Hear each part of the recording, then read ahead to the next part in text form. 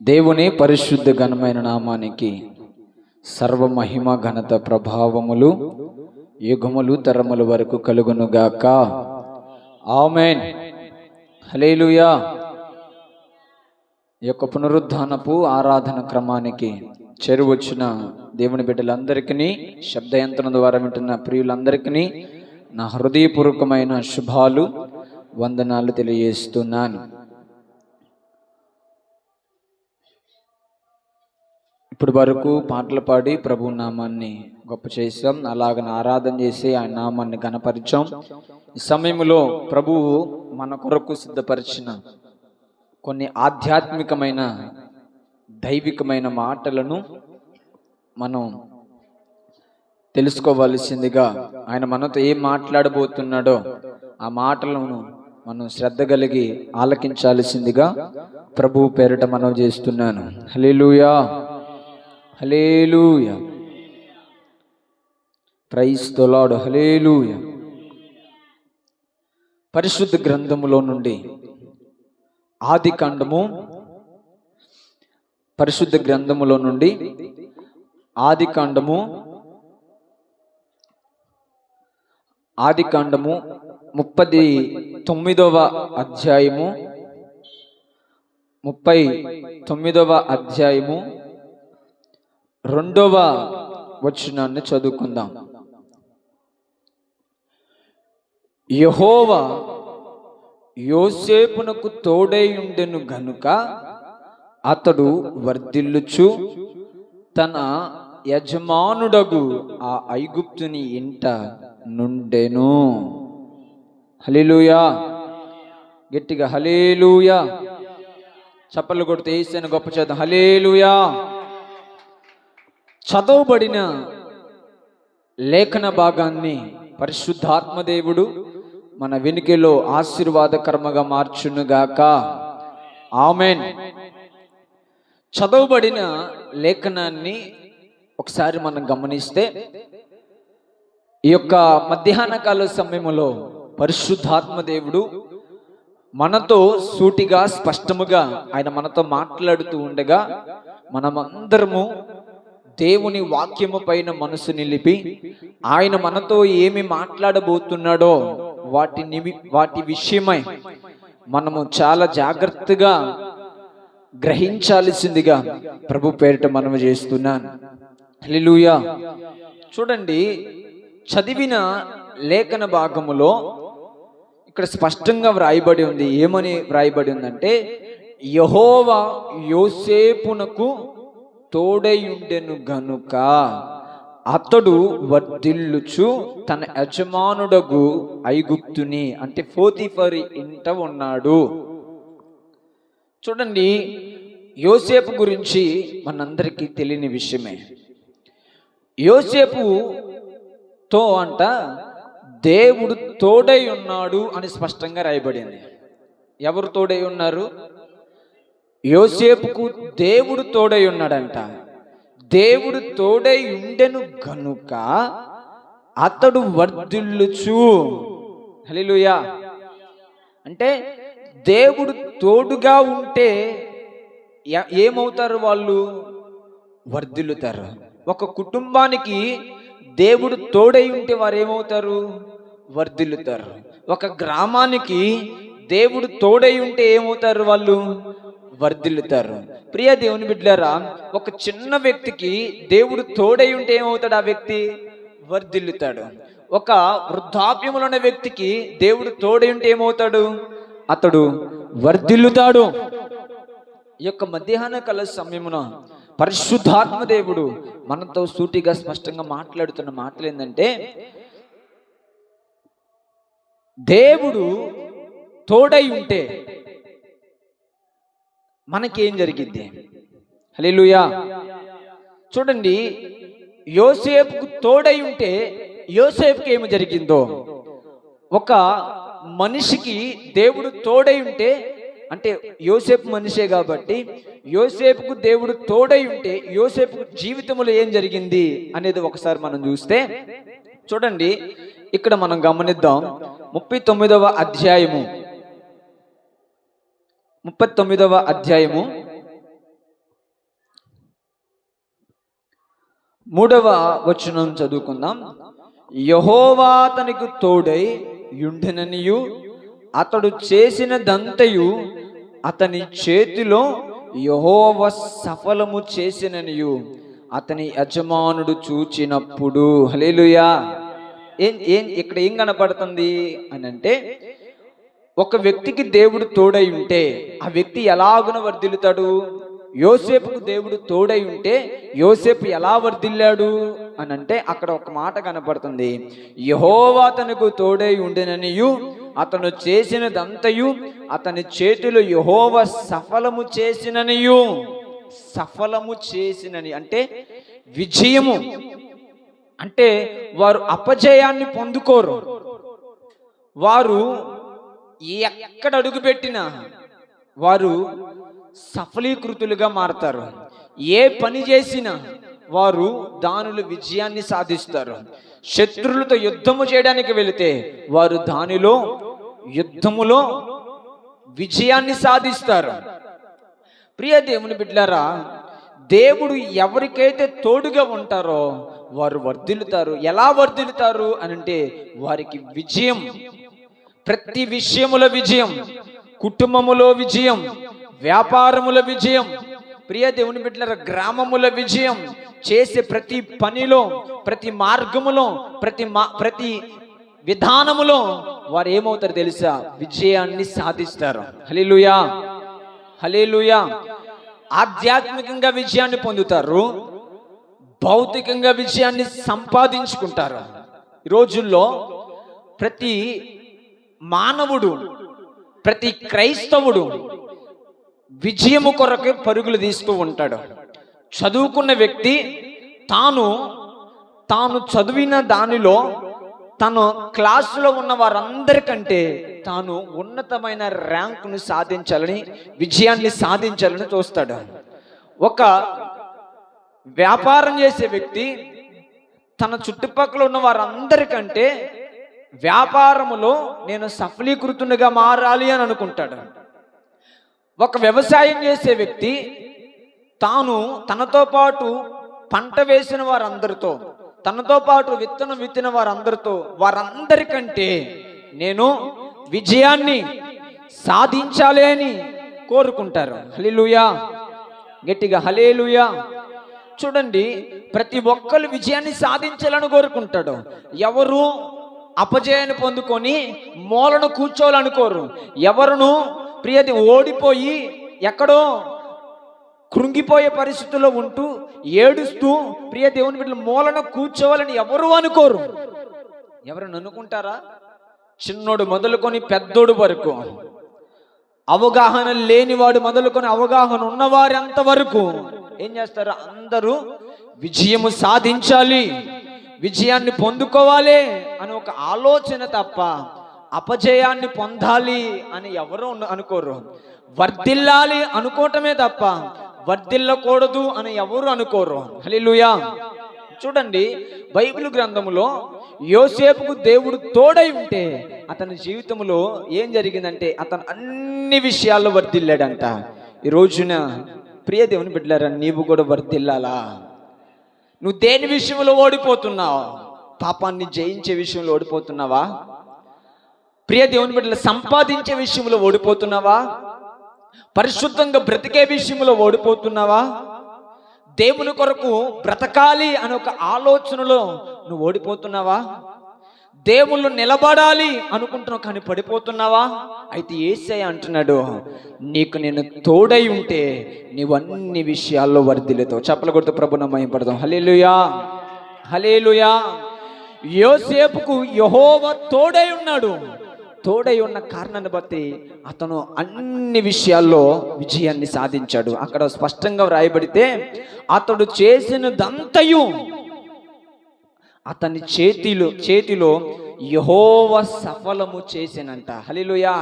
అతడు ఏ పని చేసినా, అతను ఎక్కడికి వెళ్ళినా అతనితో పాటు దేవుడు ఉన్నాడు కాబట్టి అతను అపజయస్తుడిగా లేడు, ఓడిపోయిన వ్యక్తిగా లేడు, దిగాలుతో ఉన్న వ్యక్తిగా లేడు, కృంగిపోయే వ్యక్తిగా లేడు, పడిపోయిన వ్యక్తిగా లేడు.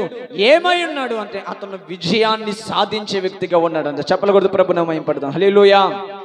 ప్రతి మానవుడు, ప్రతి వ్యక్తి కోరుకునేదంటే విజయము కావాలి అని అనుకున్నా. కానీ ప్రతి మనిషి ఏదో ఒక విషయంలో ఓడిపోతున్నారు.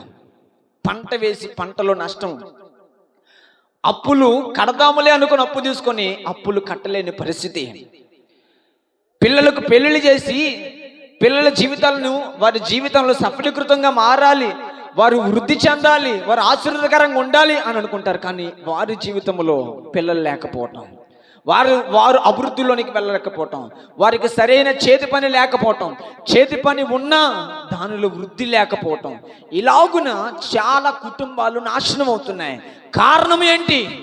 ఎందుకు ఒక వ్యక్తి వర్ధిల్లలేకపోతున్నాడు? ఎందుకు ఒక వ్యక్తికి ప్రియ దేవుని బిడ్డల దేవుడు తోడై ఉండలేకపోతున్నాడు అని అంటే, ప్రియ దేవుని బిడ్డలారా, దేవుని జనాంగమా, యేసుక్రీస్తు ప్రభువారు ఈ యొక్క మధ్యాహ్న కాల సమయమున మనందరితో మాట్లాడుతున్నాడు. ఏంది అంటే, యోసేపుకు తోడై ఉన్న దేవుడు నీకు గనక తోడై ఉంటే, హల్లెలూయా. యోసేపు ఎక్కడైతే పోతిఫర్ చూసినప్పుడు పోతిఫర్ అనుకుంటున్నాడు ఇతను చేసే ప్రతి పనిలో యెహోవా ఇతనుకు తోడై ఉన్నాడు, యేసయ్య ఇతనుకు తోడై ఉన్నాడు. కాబట్టి ఇతనికి నా ఇంటి పైన అధికారిగా ఇతను ఉంచితే, ఇతనిని నా ఇంటి పైన నాయకుడిగా ఉంచితే నేను కమ్మగా చేతులు కట్టుకుండిపోవచ్చు, నేను ఏ విచారణ చేయాల్సిన అవసరం లేదు. ఎందుకంటే ఇతను నమ్మకస్తుడు, ఎందుకంటే ఇతను యథార్థవంతుడు, ఎందుకంటే ఇతను నీతిమంతుడు, ఎందుకంటే ఇతను పాపము లేనివాడు అని ప్రియ దేవుని బిడ్డలారా అతను చూచాడో. ఈరోజున నిన్ను చూస్తున్నాడా? యెహోవా ఆత్మ నీకు తోడై ఉన్నదా? దేవుని ఆత్మ నీకు తోడుగా ఉన్నదా? దేవుని శక్తి నీకు తోడుగా ఉన్నదా అన్నది ఒకసారి చూసుకోవాలి. హల్లెలూయా, హల్లెలూయా. దేవుడు తోడై ఉంటే అతను కంపల్సరిగా వర్ధిల్లుతాడంట. హల్లెలూయా.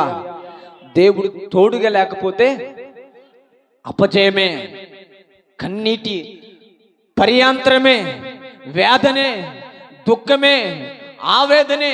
ప్రియ దేవుని బిడ్డలారా, ప్రతిరోజు అపజయమే. ఈరోజు నువ్వు చేస్తున్న ప్రతి పనులు అపజయం పొందటానికి గల కారణం, నువ్వు అడుగు వేస్తున్న ప్రతి దానిలో నువ్వు వెనకడుగు వేయడానికి గల కారణం యెహోవా నీకు తోడుగా లేడేమో. నువ్వు అనుకుంటున్నావు దేవుడు నాకు తోడై ఉన్నాళ్లే, నేను ప్రార్థనకి వెళ్తున్నా కదా, నేను సందా ఇస్తున్నా కదా, నేను బియ్యం ఇస్తున్నాను కదా, నేను కానుకలు ఇస్తున్నాను కదా, నేను దశభాగం ఇస్తున్నాను కదా, ఏదో వెళ్తున్నాళ్లే అని అనుకుంటున్నావు. లేదో, దాని వలన దేవుడు నీకు తోడై ఉండడో.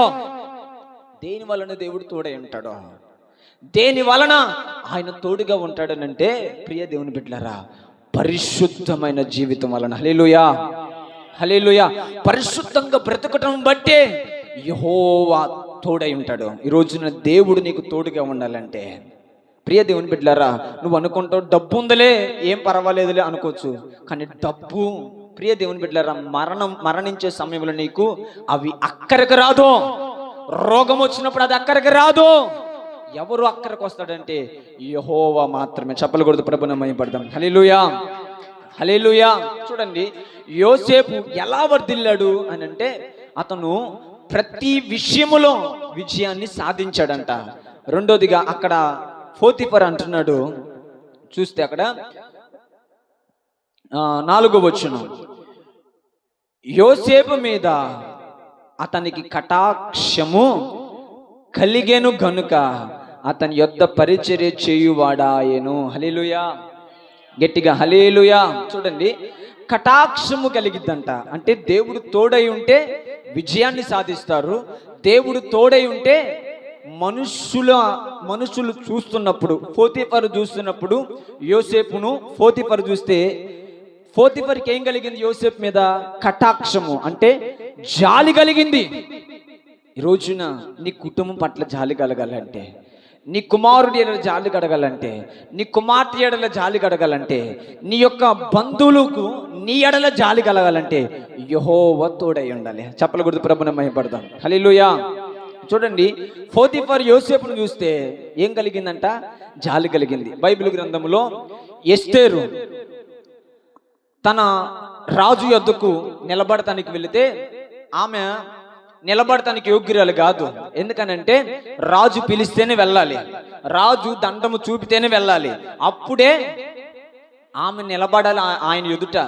రాణి అయినా కానీ అతని ఎదుటికి వచ్చి నిలబడటానికి అర్హత లేదు. అయితే ఆమె ధైర్యం చేసుకొని ఆమె అతను ఆ దండం చూపకపోయినా కానీ ఆమె ఇల్లు నిలబడింది. హల్లెలూయా, హల్లెలూయా. అయితే ఆమె ఎడల అతనికి ఏం కలిగింది తెలుసా? జాలి కలిగిందంట. హల్లెలూయా, దయ కలిగింది. ఎస్తేరు ఎడల దయ కలిగిందని వాక్యంలో రాయబడింది. హల్లెలూయా. అతని చేతిలోని రాజదండం చూపగానే అక్కడ ప్రియ దేవుని బిడ్డ యూదులందరూ రక్షించబడ్డారు. ఎందుకు అని అంటే ప్రియ దేవుని బిడ్డలారా, యెహోవా తోడై ఉన్నాడు. రోజున నీకు కూడా దేవుడు తోడై ఉండాలి. నీ కుటుంబానికి తోడై ఉండాలి.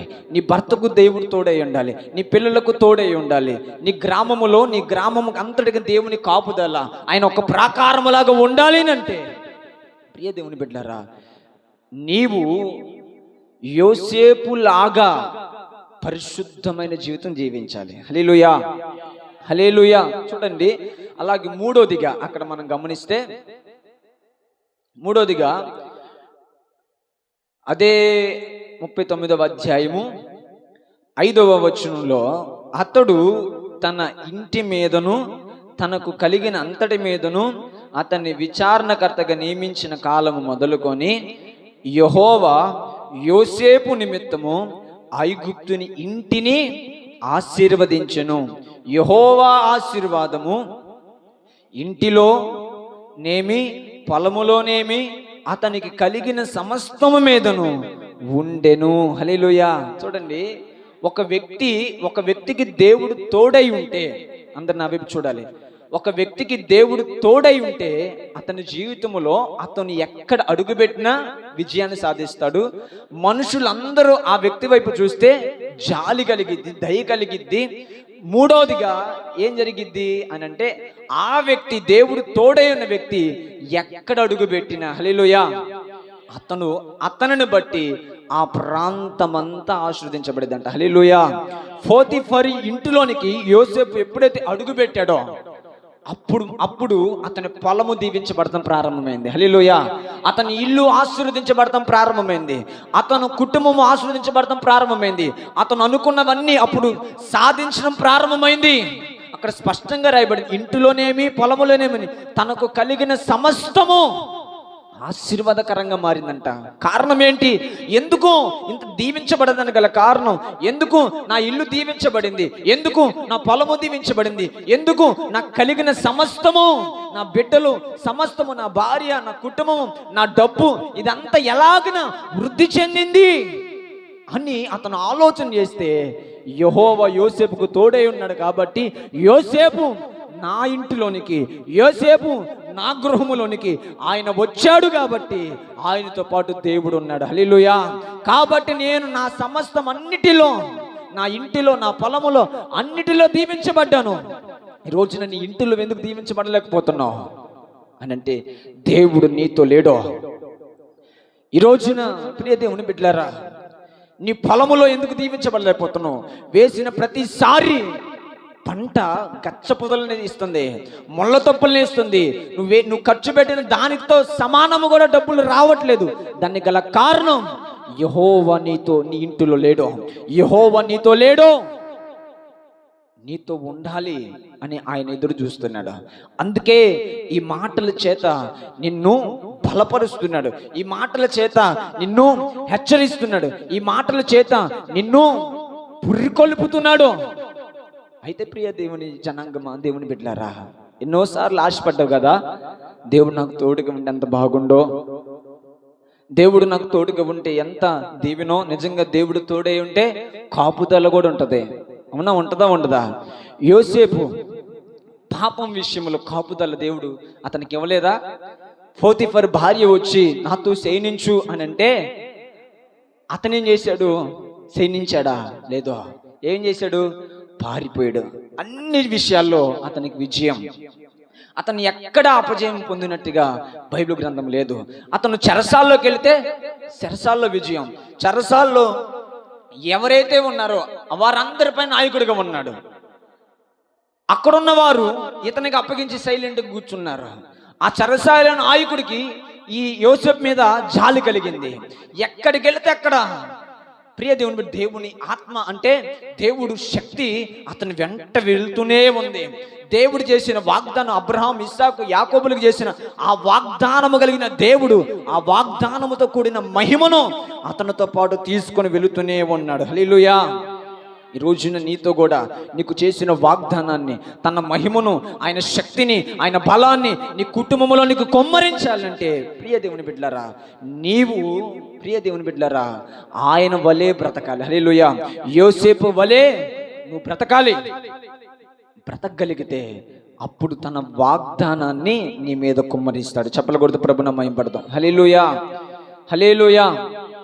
యోసేపుకు యెహోవా తోడై ఉన్నాడు కాబట్టి అతను వర్ధిల్లాడు. ఒకవేళ తోడు లేకపోతే వర్ధిల్లేవాడు కాదు. చూడండి, దేవుడు యోసేపుకు తోడై ఉండటానికి గల కారణం అసలు ఏంటి? అర్థమవుతుంది నేను చెప్పేది? దేవుడు యోసేపుకు తోడై ఉండటానికి గల కారణం ఏంటి? ఏంటి ఆ కారణం అని అంటే 37వ అధ్యాయం చదువుదాం. 37వ అధ్యాయము 3వ వచనం చదువుదాం. 2వ వచనమే చదువుదాం.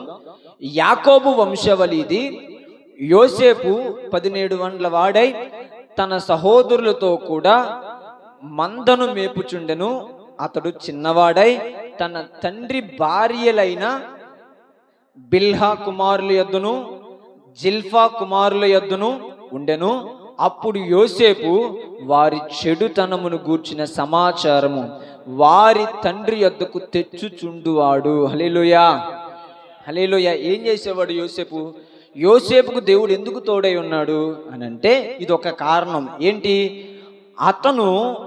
అప్పుడు యోసేపు వారి అన్నలు చేసిన చెడుతనమును గూర్చిన సమాచారము తండ్రికి తెలియజేస్తూ ఉండేవాడు. అంటే తన అన్నలు ఏ పాపం చేసినా, అన్యాయముగా ప్రవర్తించినా, వ్యభిచరించినా, లేకపోతే దొంగతనాలు చేసినా, నరహత్య చేసినా, వారు ఎలాగా వారి క్రియలు చెడుగా ఉన్నా ఆ చెడు క్రియలన్నిటిని ఏం చేస్తాడు? యోసేపు తీసుకువెళ్ళి తండ్రికి చెప్తా ఉన్నాడు. ఎందుకు చెప్తున్నాడు అని అంటే అతనికి ప్రియ దేవుని బిడ్డల చెడుతనం అంటే అసహ్యం. ఏంటిది? చెడుతనం అంటే అసహ్యం. అందుకే యోసేపుకు దేవుడు ఏమై ఉన్నాడు? తోడై ఉన్నాడు. అంటే చెడుతనాన్ని అసహించుకుంటే దేవుడు తోడై ఉంటాడు. చెడుతనము ఒకవేళ శోధించినా దేవుడు తోడై ఉన్న కారణాన్ని బట్టి ఏం జరిగింది? చెడుతనానికి దూరంగా పారిపోతారు, కామకత్వానికి దూరముగా పారిపోతారు, అబద్ధాలకు దూరముగా పారిపోతారు, వేషధారణకు దూరముగా పారిపోతారు, విగ్రహారాధనకు దూరముగా పారిపోతారు. కానీ ఈ రోజుల్లో చాలా మంది చెడుతనాన్ని జుర్రుకున్న వారు చాలా మంది ఉన్నారు. ఎంతో మంది ప్రియ దేవుని జనాంగమా ప్రార్థనకు పేరుకు మాత్రమే ప్రార్థన, కానీ చెడుతనము కొంచెము కూడా కొన్ని 100 సంవత్సరాలు అవుతుంది ప్రార్థనకి వెళ్ళి, కొన్ని 10 సంవత్సరాలు అవుతుంది ప్రార్థనకి వెళ్ళి, కొన్ని 15 సంవత్సరాలు 20 సంవత్సరాలు అవుతున్నా కానీ వారు తమ పాపము నుండి విడుదల పొందలేకపోవడం గల కారణం ఏంటి? చెడుతనాన్ని విడిచిపెట్టలేని పరిస్థితి. చెడుతనం అంటే ఇష్టత, చెడుతనం అంటే దాని ఎడల ప్రేమ కలిగి ఉండటం, వారి శరీరంలో కలుగుతున్న ఆ యొక్క శరీర కోరికల పైన ఇష్టతను చూపటం, శరీరానికి లోబడటం, శరీరానికి సిలువ వేయకోకుండా శరీరానికి అవకాశం ఇస్తున్నారు. ప్రియ దేవుని బిడ్డలారా, యోసేపు గనక శరీరం ఆశిస్తుందని ఎవరి కాలంలో ఏముందలే అనుకుని పాపం చేస్తే యోసేపు జీవితం అక్కడితో అతని చాప్టర్ క్లోజ్ అయిపోయేది. కానీ ప్రియ దేవుని జనాంగమా అతను చెడుతనానికి దూరంగా పారిపోయాడు. అతను చెడుతనానికి దూరంగా పారిపోయేవాడు, ప్లస్ చెడుతనాన్ని అసహించుకునేవాడు, విసర్జించేవాడు. అందుకే పౌలు అంటున్నాడు, మీరు ముసలమ్మ ముచ్చట్లను విసర్జించాలి, మీరు పాపాన్ని అసహించుకోవాలి, విగ్రహారాధన అసహించుకోవాలి, మీరు లోబద్ధను అసహించుకోవాలి, ప్రతి విధమైన కామకత్వాన్ని అసహించుకోవాలి, కృత్రిమములను అసహించుకోవాలి. ఇలా అనేకమైన విధానాలను బోధిస్తున్నాడు పౌలు సంఘానికి. ఈ రోజున పరిశుద్ధాత్మ దేవుడు మనతో కూడా మాట్లాడుతున్నాడు. నువ్వు చెడుతనాన్ని అసహించుకున్నావా? సినిమాలు చూసేటప్పుడు కొంచెమన్నా అసహ్యత కలుగుతుందా? సీరియల్ చూసినప్పుడు కొంచెమన్నా అసహ్యత కలుగుతుందా? అబద్ధాలు ఆడేటప్పుడు కొంచెమన్నా అసహ్యత కలుగుతుందా? బూతులు తిట్టేటప్పుడు కొంచెమైనా అయ్యో దేవుడు ఉన్నాడే, దేవుడు చూస్తున్నాడే అని ఒక కొంచెమన్నా భయం కలుగుతుందా? పాపం పైన ప్రేమ ఉంటే అసహ్యత ఎందుకు కలిగిద్ది? పాపము నువ్వు చేసావు, పాపము చేసిన తర్వాత పశ్చాత్తాపం కలుగుతుందా? అయ్యో దేవుని పాదాల దగ్గరికి వెళ్ళి మోకరించావా? అయ్యా నేను పాపిని, నేను చేయకూడదు, కానీ ఈ శరీరమును బట్టి చేశానయ్యా, క్షమించు. అపవాది ప్రేరేపించిన కారణాన్ని బట్టి నేను చేశానయ్యా, నన్ను క్షమించు అని ఎప్పుడన్నా దేవుని పాదాల దగ్గర ప్రార్థన చేసావా? అయ్యా క్రైస్తవునికి తగినవి కాదు ఈ సినిమాలు, క్రైస్తవునికి తగినవి కాదు ఈ అన్యుల ఆచారాలు, క్రైస్తవునికి తగినవి కావు ఈ లోకానుసారమైన క్రియలు, అయ్యా క్షమించు అని ఎప్పుడైనా ప్రార్థన చేసావా? ఎప్పుడు నా ప్రేరణ కలిగిందా? శబ్దయంత్రం ద్వారా వింటున్న దేవుని జనాంగమా, పేరుకు మాత్రమే భక్తి గలవాడికి కనబడదు సాల్దో, శక్తి ఉండాలి. పాపాన్ని జయించే శక్తి కనపడాలి. పాపం గురించిన ఆ పశ్చాత్తాపం కావాలి. ఆ పశ్చాత్తాపం పడి పాపాన్ని జయించే విషయంలో నువ్వు ముందడిగి వేయాలి. పాపాన్ని అసహించుకోవాలి, చెడుతనాన్ని అసహించుకోవాలి. సాతాను క్రియలను జయించుటకు నీవు పరిశుద్ధాత్మ శక్తిని నువ్వు పొందాలి. హల్లెలూయా. నువ్వు పొందేవా? యేసే మాట్లాడుతున్నాడు. యేసు శక్తి, యేసు తన సేవకునిలో నుండి తన ఆత్మశక్తితో నింపబడి మాట్లాడుతున్న మాటలు ఒట్టి మాటలు కావు, రాసుకున్న మాటలు కావు. ఇవి పరిశుద్ధాత్మ దేవుడు ప్రవాహముగా తన మాటలను వెల్లడి చేస్తున్న మాటలు ఇవి. మార్పు వచ్చిందా? క్రియలలో మార్పు ఉందా? మనసులో మార్పు ఉందా? చూపులో మార్పు ఉందా? ఆలోచనలో మార్పు ఉందా అని పరిశుద్ధాత్మ దేవుడు మాట్లాడుతున్నాడు. వెళ్తావు, నిద్రపోతావు. దేనికి? ప్రార్థనకి వెళ్ళేది నిద్రపోవడానిక? ఇంటికాడ పనుకోవచ్చుగా, అవునా కదా? వెళ్ళి ముందుకి వెనక్కి ఊగేది ఎందుకు? ఎక్కడ ఊగినా ఒకటే, ఇంటికాడ ఊగినా ఒకటే. నువ్వు ఇక్కడికి వచ్చింది దేనికి? వాక్యం వినటానికి. ఇక్కడికి వచ్చింది దేనికి? ప్రార్థన చేయడానికి. ఇక్కడ వచ్చింది దేనికి? హృదయపూర్వకముగా ప్రభుని ఆరాధించడానికి కదా. ఎక్కడికి వచ్చి నిద్రపోతే ఎవరికి ప్రయోజనం? శాపగ్రస్తులు అవుతారు. హల్లెలూయా, హల్లెలూయా. నిద్రపోవడానికి కాదు, నిద్రపోయే స్థలము కాదు ఇది. ఏంటి స్థలం? పరిశుద్ధమైన స్థలం. ఏంటి స్థలం? ప్రభువుని ఆరాధించే స్థలం. ఏంటి స్థలము? ప్రభువును కలుసుకునే స్థలం, ప్రభుతో మాట్లాడే స్థలం.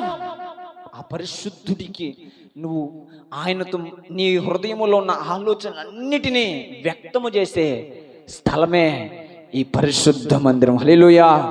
ఆ మందిరంలోకి వచ్చి చెడు చూపులు, ఆ మందిరంలోకి వచ్చి నిద్రపోటాలు, ఆ మందిరంలోకి వచ్చి వారు ఎలా కట్టుకున్నారు, వీళ్ళు ఎలా కట్టుకున్నారు, వీరి వైపు ఇది చూసే విధానమే కానీ ప్రభు నాతో ఏం మాట్లాడుతున్నాడు? నేనేం సరి చేసుకోవాలి? నాలో ఏ పాపం ఉంది? నేను పరలోక రాజ్యానికి వెళ్తానికి నాలో లోకానుసారమైన క్రియలు ఉన్నాయి. వీటన్నింటిని ఎలాగనా తీసివేసుకోవాలి? సేవకుని ద్వారా వచ్చే ఆలోచనలు, సేవకుని ద్వారా వచ్చే దేవుని మాటలను గ్రహించుకొని తెలుసుకొని నా హృదయాన్ని మార్చుకోవాలి, నా క్రియలను మార్చుకోవాలి, నా చూపును మార్చుకోవాలి అని ఒక ఆలోచన నీ జీవితంలో ఎప్పుడైనా కలిగిందా? కలగట్లేదా? అప్పుడు వరకే వింటున్నావు, తర్వాత వదిలిపెట్టే పరిస్థితులు ఉన్నవా? అయితే నీవు రాతి నేల మీద పడిన వ్యక్తివే, ముళ్ళ తుప్పలో పడిన వ్యక్తివే, త్రోవన పడిన విత్తనం వంటి విత్తనమే. అలాగే నీ జీవితం అలాగుంది, అక్కడి వరకే ఉన్నావు. అందుకే పరిశుద్ధాత్మ దేవుడు మాట్లాడుతున్నాడు. యోసేపుకు తోడై ఎందుకున్నాడు దేవుడు? తోడు ఊరకు ఎవరికి ఒక వ్యక్తికి తోడు ఊరకు ఉన్నాడు దేవుడు. ఎందుకు తోడై ఉన్నాడు యోసేపుకి అంటే చెడుతనాన్ని అసహించుకున్నాడు. హల్లెలూయా. మన దేవుడు ఎలాంటి వాడనంటే పాపము లేని దేవుడు. హల్లెలూయా. పాపము చూడలేని కన్నుల గలవాడైన అలాంటి ఆయన ఇలాంటి వ్యక్తితో తోడుగుండకి ఎవరికి తోడుగా ఉంటాడు? లేచిన దగ్గర మొదలుకొని పాపం చేసే వరకు తోడుగా ఉంటాడా? అబద్ధాలాడే వరకు తోడుగా ఉంటాడా? దొంగతనం చేసే వరకు తోడుగా ఉంటాడు? ఎవరికి తోడుగా ఉంటాడు? చెడుతనాన్ని అసహించుకునే వారికి తోడై ఉంటాడు. చెప్పలు కొడుతూ ప్రభుని మహిమపడతాం. హల్లెలూయా. దేవుడు నీకు తోడై ఉండాలంటే నీవు కూడా ఏం చేయాలి తెలుసా? చెడుతనాన్ని యోసేపు వలె అసహించుకుందువుగాక. చెప్పలు కొడుతూ ప్రభుని మహిమపడతాం. హల్లెలూయా, హల్లెలూయా. చూడండి, రెండవదిగా యోసేపుకు దేవుడు తోడై ఉండటానికి గల కారణం ఒకటి, చెడుతనాన్ని అసహించుకున్నాడు. రెండోది, అతను కల్మషము లేని ప్రేమ గలవాడంట యోసేపు. ఎలాంటి వాడు? కల్మషం, స్వార్థం, ఏ మచ్చ, ఏ డాగు లేని ప్రేమ అతనిలో కనబడుతుంది. ఈ 37 అధ్యాయంలో మనం చదివితే అతని అన్నలు తన తండ్రి అతన్ని ప్రేమించిన కారణాన్ని బట్టి అతని మీద అంటే ఏం చేశారు? పగబట్టిరి, మరి పగబట్టిరి, మరింత పగబట్టిరి, అతని యందు అసూయపడిరి అని 4 మాటలు కనబడతాయి. హల్లెలూయా, గట్టిగా హల్లెలూయా, హల్లెలూయా. అయితే తన అన్నలు తన మీద పగబట్టిన ఇతను కల్మషము లేని, అంటే ఏ ద్వేషము లేని ప్రేమతో, మంచి మనసుతో అతను ఏం చేస్తున్నాడు తెలుసా? తనకు ఒకరోజు కళ వస్తే ఆ కళ వెళ్ళి ఎవరితో చెప్తున్నాడు? తన అన్నలతో చెప్తున్నాడు. ఈ అన్నలు ఏం చేస్తున్నాడు? ఇతని ఎర్ర పగబట్టారు, ఇతని యందు అసహించుకున్నారు, ఇతని యందు మరి పగబట్టిరి, మరింత పగబట్టిరి, అతని యందు అసూయపడ్డారు. ఇలాగున్న ఇతని జీవితంలో ప్రియ దేవుని జనాంగమా, ఇతను ఏం చేస్తున్నాడు? పగబట్టిన వారి యొద్దకు వెళ్ళి అన్నా అని ఒక్కొక్క అన్నని క్యాకేసి, అన్నా నాకు ఒక కళ వచ్చింది అని చెబుతున్నాడు. చెప్పలు కూడా ప్రభుత్వం మహిమపడదా. హల్లెలూయా, హల్లెలూయా. ఏంటిరా కళ అని అంటే, అన్నా మనం అందరం ఒక పొలంలో ఉన్నాం, నా పనుంది, మీ పనులేమో నా పనికి నమస్కరిస్తున్నాయి అని చెప్తున్నాడు. హల్లెలూయా. అప్పుడు అంటాడు, ఏంటి నీవు మమ్మల్ని ఏలతావా? మేము నీకు బానిసలమా? మేము నీకు సాష్టాంగ నమస్కారం చేయాలా? నువ్వు చిన్నోడు, లాస్ట్కు పుట్టావు, మేము నీకు నమస్కారం చేయటం ఏంది అని వాళ్ళు గర్వాంధులుగా మాట్లాడారు. తర్వాత 2వ రోజు మరలా అలాంటి కళే, అంటే దృశ్యాలు వేరు కానీ కళ అర్థం ఒకటే.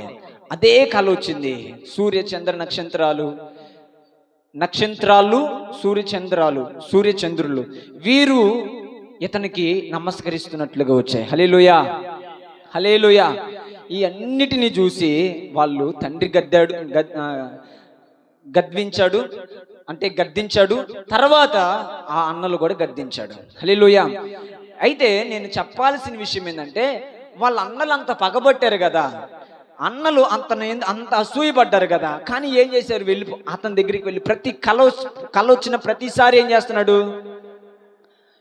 యోసేపు వెళ్ళి అన్నలతో చెప్తున్నారు, వీళ్ళు ఎలాంటి వాళ్ళు? దుర్మార్గులు. వీళ్ళు ఎలాంటి వాళ్ళు? అతనంటే అసహించుకునే వాళ్ళు, అతని యందు అసూయపడేవాళ్ళు. అసూయ ఎప్పుడు వస్తుంది? వాళ్ళని చూసి ఇక సహింపు లేనప్పుడు వస్తుంది. అంటే అతని దీవెనను చూసి అతన్ని తండ్రి ప్రేమించడాన్ని చూసి ఆ అన్నలు అతని యందు అసహించుకోవడం ప్రారంభించారు. హల్లెలూయా, గట్టిగా హల్లెలూయా.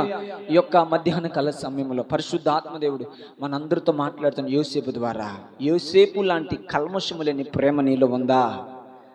వాళ్ళు ద్వేషించినా నువ్వు ప్రేమించగలుగుతున్నావా?